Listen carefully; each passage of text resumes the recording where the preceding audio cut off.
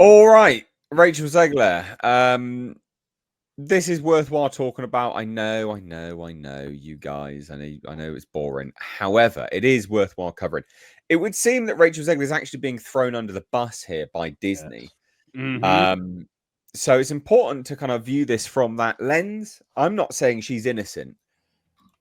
I'm categorically, she did help ruin this film.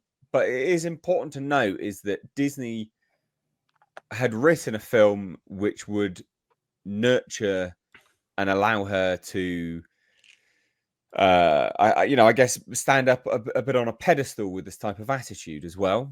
And without Disney facilitating her narcissism, with the film that they had written, it still would have been a better film, and she wouldn't have come across as narcissistic as she did. So she is being thrown under the bus here, and I hate Rachel Zegler, right? Like, I think she's a turd. So for me to say that says quite a lot. But so she's being thrown under the bus by Snow White producer's son, which is interesting because you've got to look at it from this perspective of, he deleted the comment. So it's like it's gone. There's no sort of like cease and desist or anything like that. It's disconnected enough from the main bulk of Disney that it won't go back to Disney proper, the commentary. And also, it's sort of, again, far removed, but it's said enough in a way that it will generate a narrative, and it has generated a narrative basically because people are talking about it. But look at it from an angle of she's being thrown under a bus, but she's not innocent either, obviously.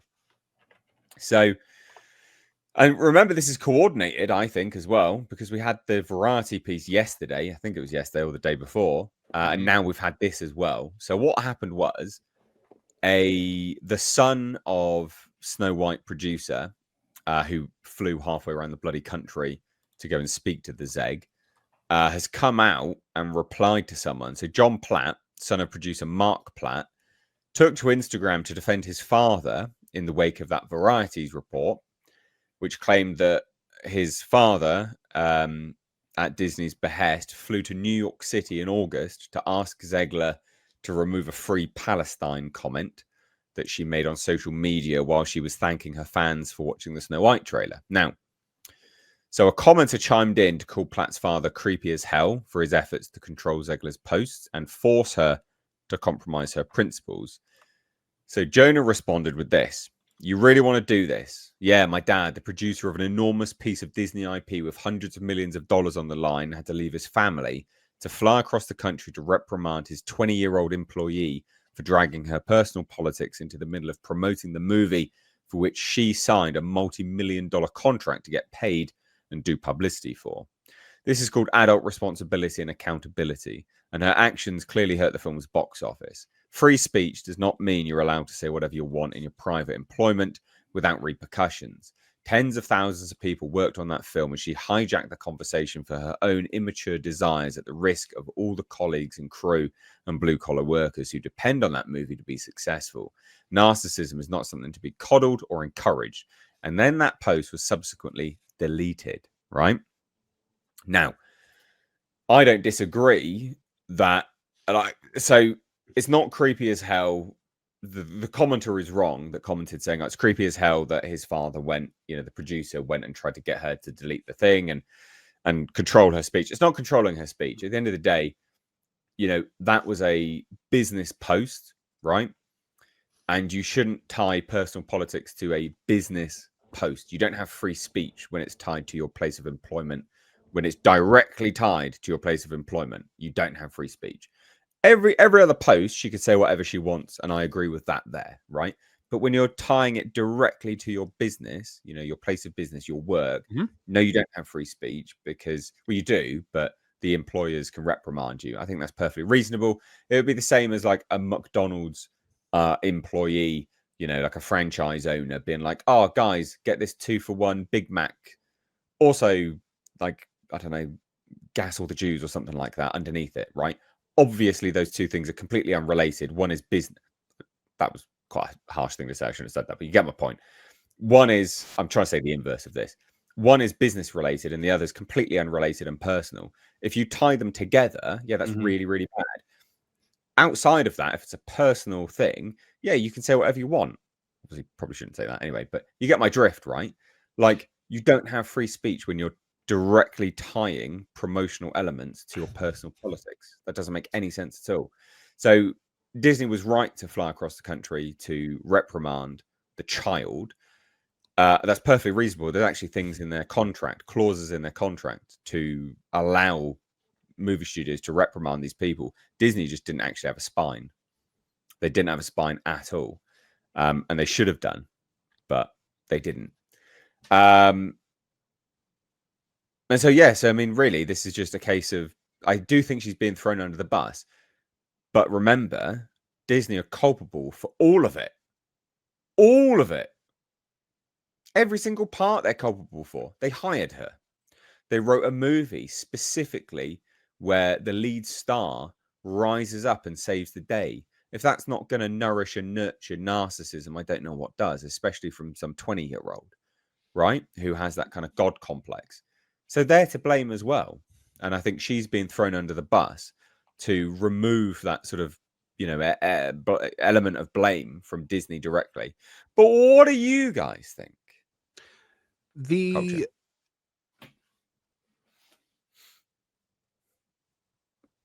I did it again. I think that you made probably the most salient of points. They put her in a film that was only going to exacerbate her extreme narcissism, and then they were going to try to tell her to tone it down, despite the fact that one of the reasons they went out to get her was because she was a controversial choice in the first place, not just because of things she'd said in the past, which they knew were going to be incendiary, but also because of the accolades she'd received, though she did not deserve them. Starting with the Spielberg production of West Side Story. So this is a person who is not audience friendly and has not been successful in the material they've produced, which would include her role in the second Shazam film, amongst other things. She has not been in a successful project. She has been highly controversial. She did not have a whole lot of upside in playing a petite demure female character that everybody considers sweet and loving. She doesn't have that within her personality. The only thing she did have was the ability to sing. And I still would argue everything in that film is over engineered. So it's still not really her voice. I would say she doesn't have the voice everybody claims she does. And it's going to end up with her relegated to Broadway and the West End, regardless. Having somebody come and chastise her was the very least they could do, because putting that in a public forum is a problem. And putting that conversation on, let's say, Twitter as a direct message, or even a direct message via your messaging thing, like, you know, Apple Chat or whatever that's called, right? Any kind of text message can be screenshot and played out in front of everybody else. It's almost worse to have it in text, and this is a problem. When you have an in-person conversation about the depth of your error, it seems A, more personal, which it needs to be, and B, not something that's easily recorded and then broadcast to the world. Screenshots are a thing, kids, and I don't know that I would have put any of that conversation you would have to have with her out there for other people to consume. But I agree with the son. I mean, there's a level of responsibility and accountability, for the producer of the film. There's also some for the director, and there's also some for, obviously, Zegler herself. But she's a 20-something woman who doesn't need a man who has never in her life accepted accountability for her actions. There is an angle here that we're overlooking. And I think it's one of the reasons why this guy How actually dare flew you out don't there. overlooking anything, Marvin? How dare you? I dare. How dare you? How dare you? That's right. No, so the tweet in question was not just a PR disaster for Disney. It apparently led to a swell of threats against Gal Gadot and her family, a mother with 4 young children. And they were like, Rachel, you have to take this down. She's getting death. Like, we've had to pay for additional security. This is all in the Variety article. And she wouldn't do it. So it just shows that she didn't care that her coworker was being put in danger, essentially, because of this. Yeah. Now this, you know, and I 100% back this dude for saying what he said, because the person that came at him with such a woke feminist nonsense, you know, nose in the air tone. And he was just like, all right, you want to talk about my father having to leave his family and fly across the country to go speak to this vapid brat? Okay, I'm going to let you have it and let you know exactly what happened.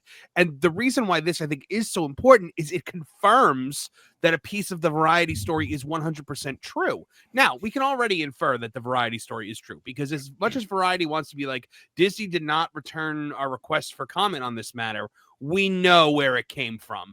Variety went from the day before being like, Snow White is the fairest of them all at the box office. Rachel Zegler stuns. She's a supernova, to all of a sudden, this is all her fault and she's toxic. And she almost got Gal Gadot killed. Like, it was such a wild about face that Bob Iger hit the button on his desk and was like, look, I'm not getting blamed for this, even though he deserves the blame for this. And they were just like, okay, she's the sacrificial lamb here.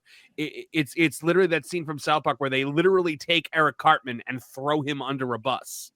And she deserved it. She deserved every bit of it. But Disney does not deserve... Disney, look, at the end of the day, it's not like she was one of these like hundreds of actresses that auditioned and they were just so wowed by her that like the fact that she was Latina didn't even matter. We know that the runner-up was also Latina. They were only looking at Latina actresses for this. They knew they wanted to race swap. They knew they wanted to take a progressive slant with this. They knew what they were doing, and they wrote this heinous script and then bowed to pressure from idiots like Peter Dinklage time and time again. At the end of the day, Disney has to take accountability too. But they know that Rachel Zegler is a very easy target right now. Very, very easy target.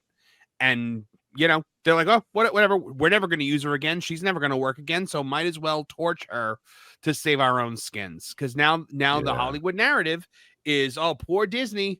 Poor Disney put up all this money and Rachel Zegler torched it all to the ground.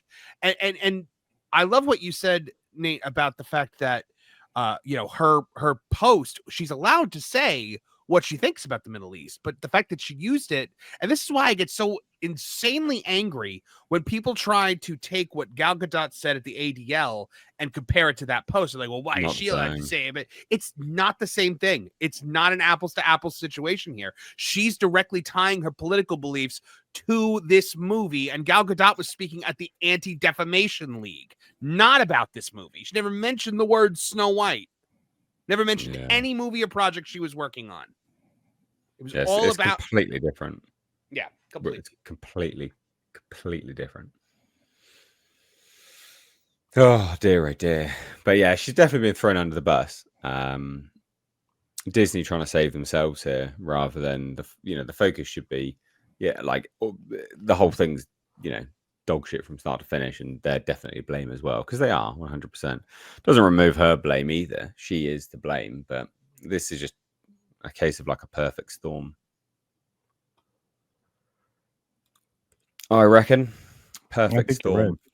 I think you're right, and I think it's even. I think it's even broader than that. I think Disney actually is in attack mode, but that's just my thoughts. I think it's defense mode marked with attack mode. Yeah, I think they threw the shields up and they jettisoned her out the torpedo tube. True. Yeah. They threw her to the hyenas and ran. Is essentially what they did. The thing is, if they really wanted her to get, to delete that, they could have. Actually, there will be clauses in the contract. Sure. That pulls the movie in disrepute, so they can they can get her to do it. But it's funny as well because that Variety article confirms what we all thought was like, oh yeah, they hired a social media guru. It's like, yeah, fucking knew it. Well, so I wrote an editorial on That Park Place today because I was like, look, everything that Variety said, if Disney did leak this, it's dumb and a half because it helps one person, and that's Gina Carano. Yep. Because they've exposed how they dealt with Rachel Zegler behind the scenes for incendiary political posts that were way worse than Gina Carano saying beep bop boop or sharing a meme. So now Gina's legal team should be immediately trying to subpoena the receipts for the additional security they had to place for Gal Gadot and be like, look, this lady endangered her fellow cast members and Disney did nothing. She got a highly paid social media guru to manage her PR and all of her social media. Gina Carano got fired and publicly dragged. Yeah. True. I guess the way they'll get around that is that Lucasfilm is not Disney. I'm guessing. Yeah, probably. Yeah. All right. Well, I think we can move on from this now. Still funny. Worthwhile covering, guys. But still worthwhile covering. Oh, sorry. We do have a super chat kind of about this. So Justin Aliotti says she should stay on Broadway where she could be herself, her narcissistic self, because not one movie she was in made any money. Yes. Yeah, you are completely right there, bud. Anyway, let's move on.